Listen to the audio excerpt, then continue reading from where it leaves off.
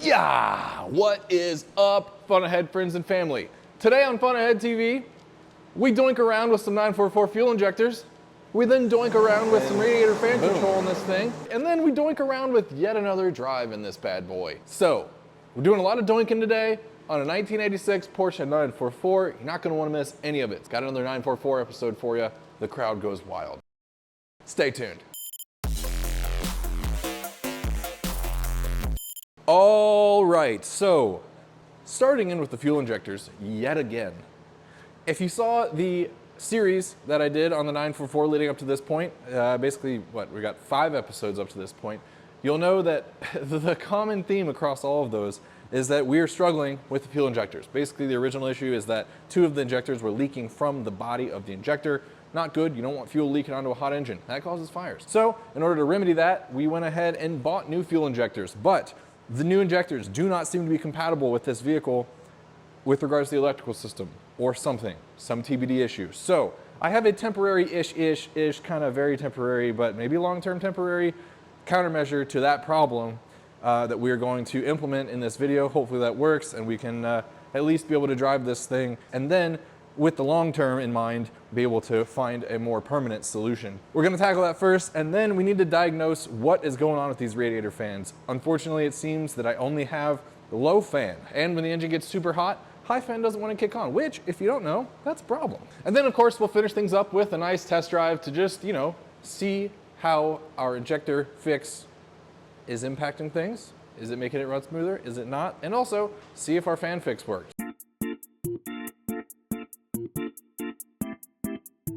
Okay, let's go ahead and kick things off with tackling another stage of the injector saga. I'm not happy about it either, all right? But we gotta deliver fuel to this engine, otherwise she's not gonna run. Hold up, I need coffee.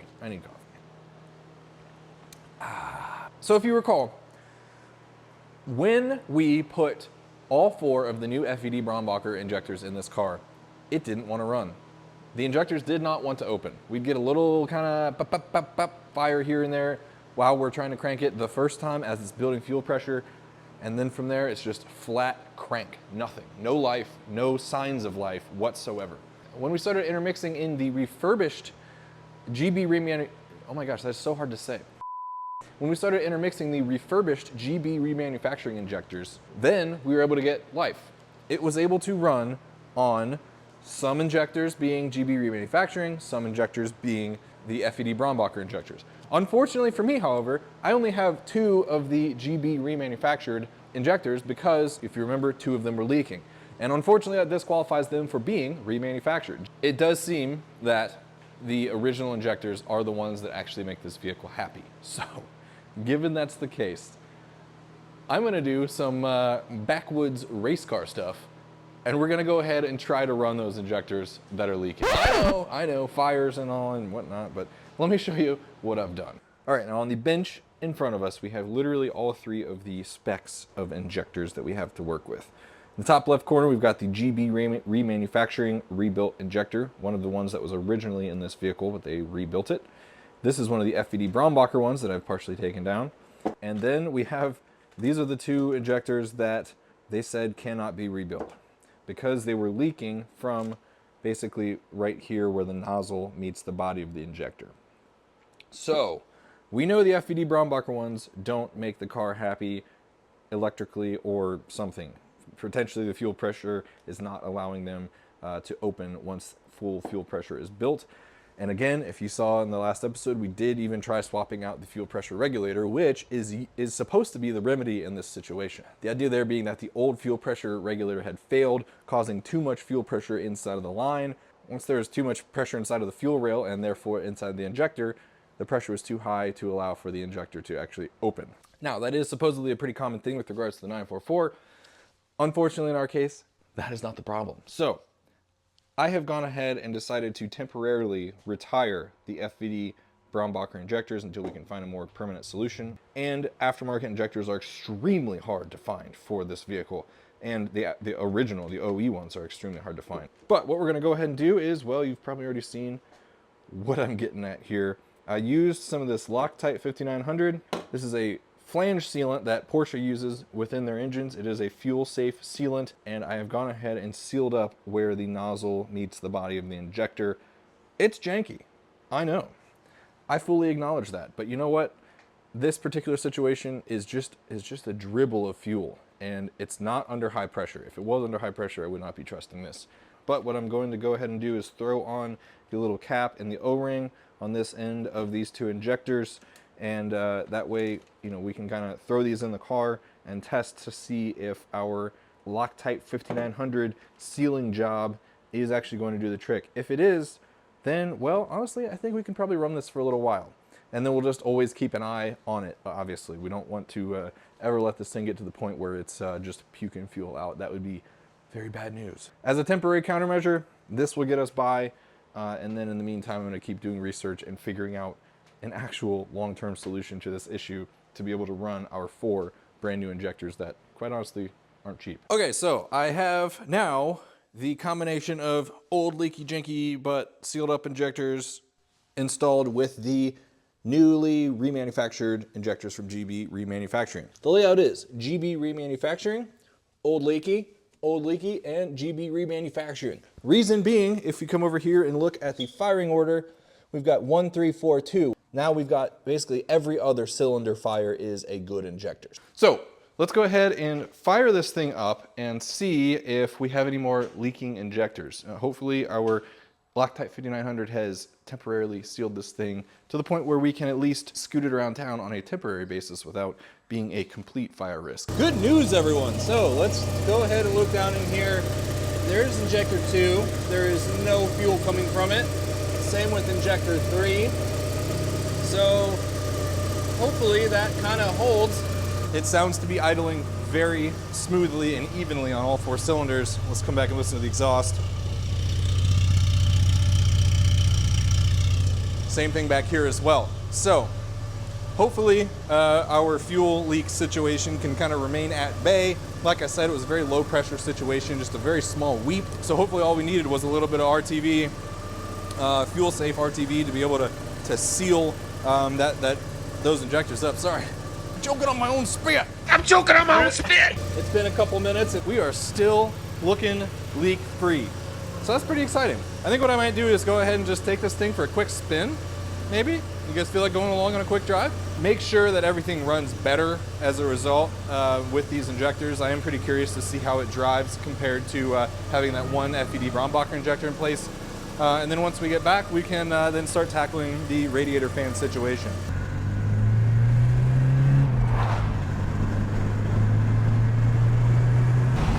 Oh yeah! It is definitely running about 1,000% better with 4 matching injectors, so that's good. And I have to keep a close eye on temperature because, like I said, we don't have working radiator fans. We have low-speed fan, but it is about 70 degrees out today, and if I keep driving for too long, I have a feeling we would get over temperature pretty quickly. Sound like Moira Rose right there. Pretty quickly.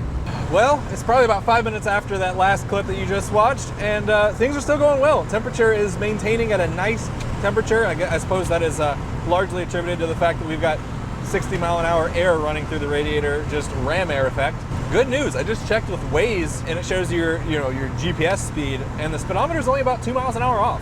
So I wasn't sure because I just got my doors blown off by this dude who just passed me. Speedo says I'm doing 65. Is he being a jerk, or is my Speedo like way, way off? And I think he was just being a jerk. I was literally going 10 over on this road, and he decided to pass me very aggressively. This thing's got legs though. At like 3,000 RPMs, it's like 72, 73 miles an hour.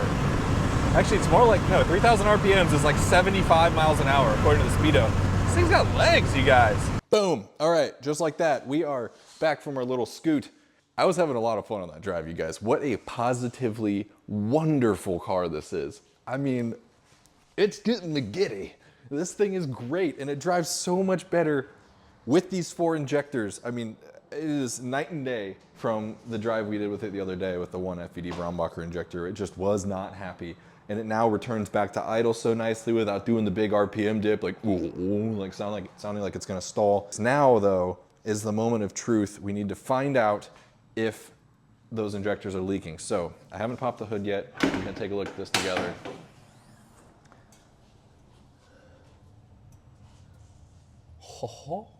You guys, we might have ourselves a temporary-ish, maybe long-term solution to our injector problem because there is no fuel on the top of that engine. Not a lick. Yes, yes, yes, yes, yes, yes, yes, yes. Is it a janky fix? Yes, it absolutely is. Did I just spend about $250 something on those FED Brombacher injectors just to have them not work? Yes, I did. But at least I have them and we can eventually get those things working, hopefully. Injector problem fixed-ish for now. Now let me just go back and talk about how freaking incredible this car is to drive for a quick second. I love it, you guys. I freaking love it.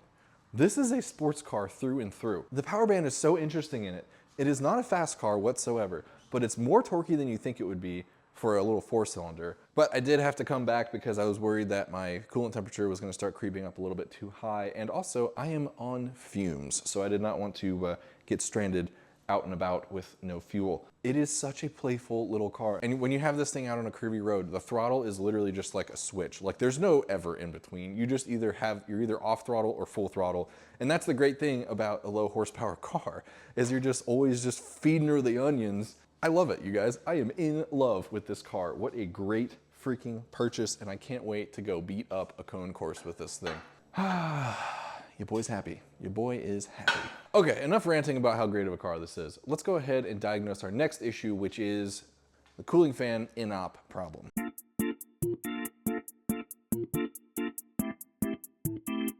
Okay, so I started my camera up and I was like, I need coffee. Could I have waited 5 seconds? Yup. But did I very disrespectfully not do that? Yup. All right, so here's what's going on with the cooling fan. According to Clark's Garage, which, by the way, if you are a 944 guy, I'm sure all the 944 guys know about Clark's Garage. It is an amazing online resource. Pretty janky website, honestly, but it was like made in the 90s. And it literally has everything you could ever need to know about anything with regards to a 944. So I was getting on there and I noticed that from 1985.5 and on for the base 944s, the cooling fan operation is basically both cooling fans would run for low and both cooling fans run for high. Regardless, all that I'm getting is one cooling fan runs during low and I get nothing for high. So let's talk about the cooling system really quickly. Down here, there is a cooling switch, basically like a little thermostat switch that once it gets above a certain temperature, it will connect the pins for low fan to ground. And then once it gets above a temperature again, it connects the pins for high fan to ground. This relay right here is the fan relay. I hope I can pull this up without. As you can see, it's got 17 gigabajillion pins, and also I kind of marred up this surface. I had this apart before. Now I'm going to take this apart again. We're going to go ahead and look at it. The switch on the radiator, the temperature switch, that's a potential problem. And also the relay is a potential issue. Of course, you could have inoperative fan motors or some kind of wiring issue somewhere. Okay, let's go ahead really quickly and do a quick check to make sure that the cooling fans actually work. Now, I went ahead and took that aluminum cover off of the fan relay. And as you can see, this is a pretty wonky relay, very convoluted. Everything up here is basically like what the ECU in modern cars would do. Once certain switches ground out, various combinations of connecting these to ground would then connect the actual fan switches to ground. So the gist of how a relay works is like this. You've got this winding here of wire. When a switch grounds, that sends current through this winding of wire, which acts as an electromagnet. That magnet then pulls over this connection here, which then grounds out the overall switch for whatever it is that the relay is controlling. So anyway, what we can do to go ahead and test the fan motors is put this back in place, and then I can manually close these relays. This I think is the low fan operation, and this is the high fan operation. So I've got this just kind of soft set in place. So watch, I'll click this over. And right away, hopefully you can hear that. We can hear the low fan running. Okay, let's click the high fan over. Yep. So the good news is we know that just from starting from bare basics, do the fans work? We can say yes, the fans do in fact work. So that means that it is either a temperature sensor issue down at the radiator, or it is a problem with this relay, which I have heard has high potential to have something wrong with it. I'm not really sure where these things usually fail. All right, so here is the situation. We are now currently underneath the vehicle, as you can see. Here's our wire harness that goes to that switch up to the radiator. Just grab my light here. So up there, that white connector, that's the coolant temperature switch that kicks on the low and high fans. And you can tell that someone has been in here before messing with this, because the actual connector on the harness side is nowhere to be found, and just the individual wires were plugged into the pins. So clearly this is a known issue with this car, and they've messed with this before. So 2 of the wires are for lower high fan, and then 1 is ground. I believe just the solid brown one is ground. So we can kind of test this by doing what the switch would normally do. So if I connect the 2 brown ones, we should see the low fan kick on. Yep, there we go. I connected the 2 brown ones, and the low fan kicked on. That is to be expected. Now, okay, so that means our relay is good, because if I connect these 2, then boom, there's our high fan operation. Well, congrats us, we've got a good relay. Question is, why weren't we seeing high fan operation? So that must mean that maybe our actual switch on the radiator is bad, or something is weird with it. So I think what we should do next is plug everything back in to the switch up there. We need to go drive it and check to see if we can get it hot enough to where we get high cooling fan operation to be commanded on. If we're definitely in that temperature range where you would normally see high coolant fan operation and we're not getting it, our switch is bad. And if that's the case, then I think we should just go ahead and rig something up to where we can connect these 2 from inside the car. So we'll just run wires up into the car, and then just basically we'll just have a switch like in the center console or something that we can click it over, and bam, we've got our high cooling fan operation on demand. Okay, plug this back in. First I gotta turn the car off so I don't slice my hand off by accidentally connecting those 2 points again, and we'll go for a drive. Well, I just went for quite a spirited drive in the old girl, and it's hot.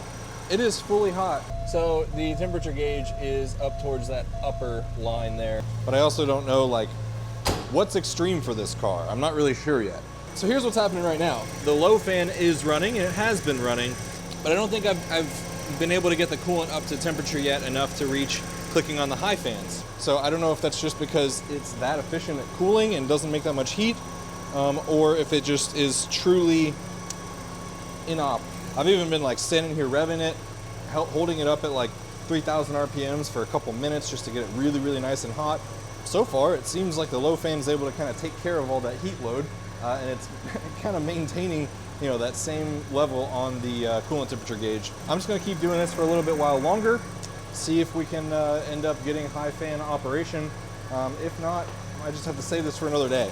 You guys, it is amazing how well this thing runs with the 4 injectors that are meant for this car. It is just so smooth, and it comes back to idle so nicely. It's just, it's so nice compared to what it was the other day when we drove this thing. I love this car. It is just such a playful little thing. It's so just in your hands, you know, like you just know what it's doing, and it's slow. It's straight up slow, but that doesn't matter. You know, it's like Miata fun. This low power, very light car. Man, is it tossable and fun and pointable. It just does everything you want it to do. So far, would recommend Porsche 944. They're scooters. Alrighty, well, I just shut the car off. It's several minutes later now. I think I'm just gonna go ahead and just call this here for now. Obviously, as we saw when we did the check for the relay, when we touched the red wire and the brown wire together, we did see high-speed fan operation. So we know the relay works, and we know that, at least for now, that it is most likely still in the low fan mode on the coolant temp switch on the radiator, because you can still hear the low fan running after I've shut the car off. That is normal operation. It will stay running with the engine off for as long as that temperature is up over criteria for that low switch. So that's indicative that we are still truly in low fan mode, and we just have not reached that higher temperature yet. I'm not sure. I'm gonna have to just do some more drives and just kind of pay close attention to seeing whether or not those fans actually kick on and off. But right now, like today, it's only like 65 degrees out. So obviously we're not gonna get any sort of extreme temperature conditions to truly test it. So it is what it is.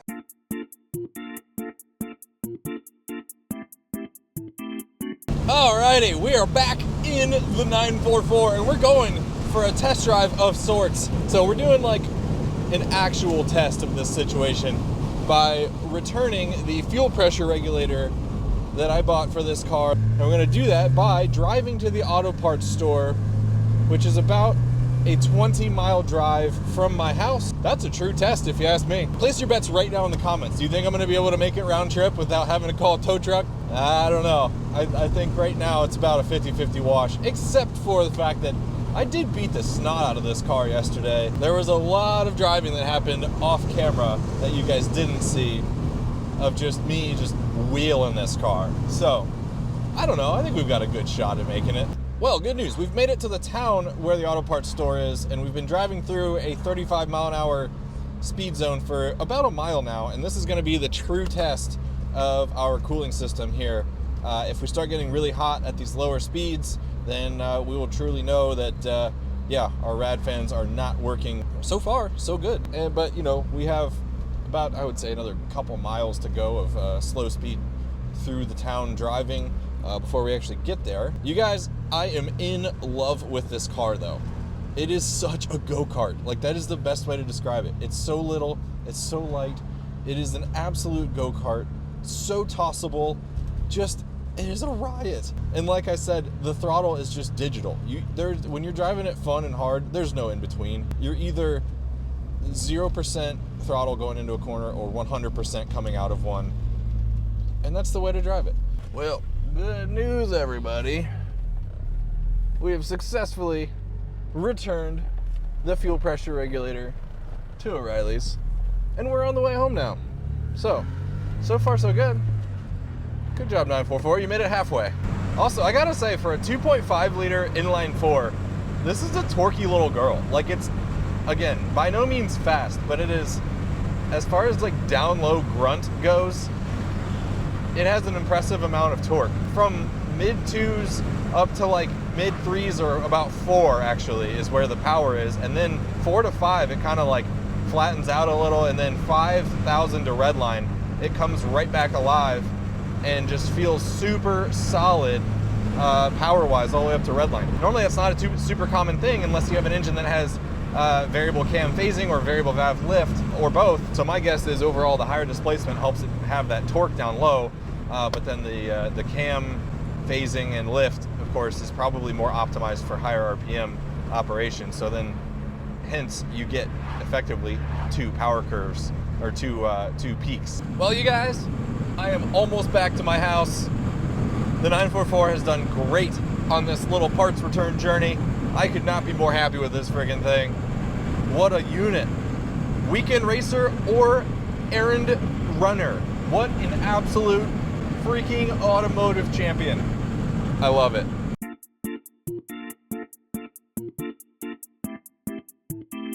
Well, you guys, we've had a development in the 944 fuel injector situation, and it's all contained within this box right here. Oh, hey everyone, just a quick reminder, super high quality FunAhead TV merch is available on FunAheadTV.com right now. So head on over to FunAheadTV.com and get yourself some today. Thank you so much for supporting the channel. Also, thanks so much for watching that video. If you want to see even more great FunAhead TV content, please click the link right here. I'll see you over there.